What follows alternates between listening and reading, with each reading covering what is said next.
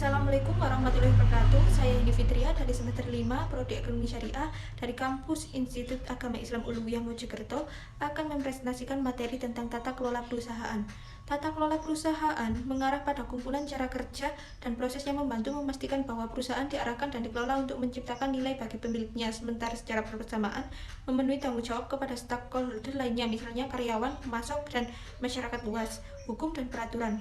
Perusahaan berbadan hukum, dengan demikian mereka tunduk pada hukum dan peraturan yurisdiksi pemerintah di mana mereka beroperasi dan orang-orang dari pasar saham yang di mana sahamnya diperdagangkan. Pendekatan tata kelola perusahaan dan mekanisme yang bervariasi di 5 seluruh negara secara umum, meskipun dunia mengatakan proses serta orientasi tata kelola perusahaan dibagi menjadi 2, berfokus pada keunggulan pemegang saham sebagai penerima manfaat dari tugas yang digadai. Mekanisme tata kelola internal. Yang pertama, pemilik modal mengadakan mekanisme tata kelola perusahaan untuk memastikan bahwa manajemen bertindak untuk kepentingan terbaik dari pemilik. Mekanisme yang dikendalikan secara langsung oleh pemilik perusahaan disebut mekanisme tata kelola perusahaan internal. Yang kedua, kebanyakan perusahaan memiliki sebuah dewan direksi yang bertugas untuk mewakili kepentingan pemilik, biasanya pemegang saham. Anggota Dewan Direksi ditunjuk oleh pemilik perusahaan. Dewan Direksi biasanya terdiri dari anggota manajemen dan anggota luar yang tidak berpartisipasi dalam operasi sehari-hari perusahaan. Praktik tata kelola yang terbaik menyarankan bahwa Dewan Direksi harus memiliki proporsi anggota yang besar dari luar anggota Dewan yang independen.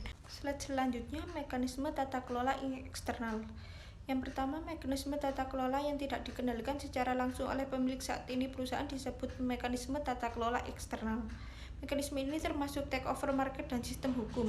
Ketika sebuah perusahaan berkinerja buruk, perusahaan tersebut dapat dibeli oleh pemilik baru yang percaya bahwa mereka entah bagaimana dapat dengan lebih baik mengelola perusahaan dan membuatnya lebih menguntungkan.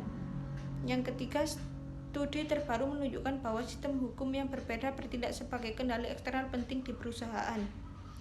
Studi praktik tata kelola perusahaan di internasional. Dewan Direksi. Tujuan dari Dewan Direksi di Amerika Serikat adalah untuk melindungi kepentingan pemegang saham.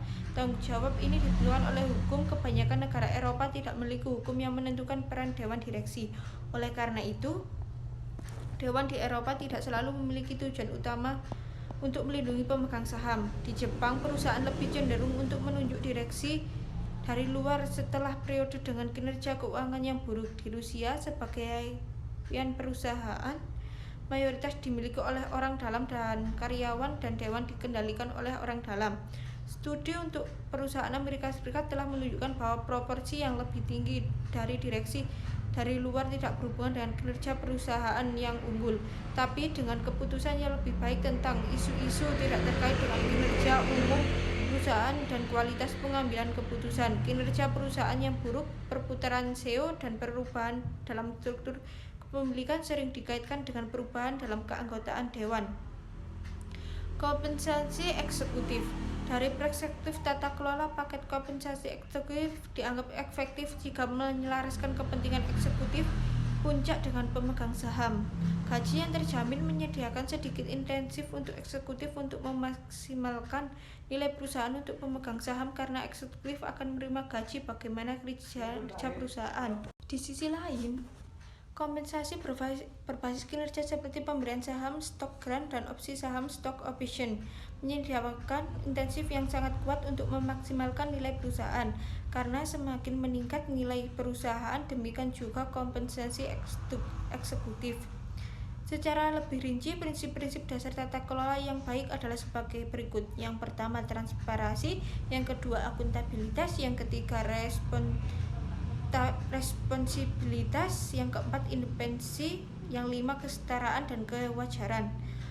Slide selanjutnya, aplikasi konsep tata kelola yang baik.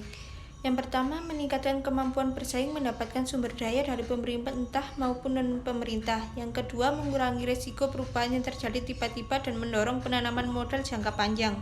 Yang ketiga, memperkuat faktor finansial. Yang keempat, memajukan manajemen yang bertanggung jawab dan kerja finansial yang solid.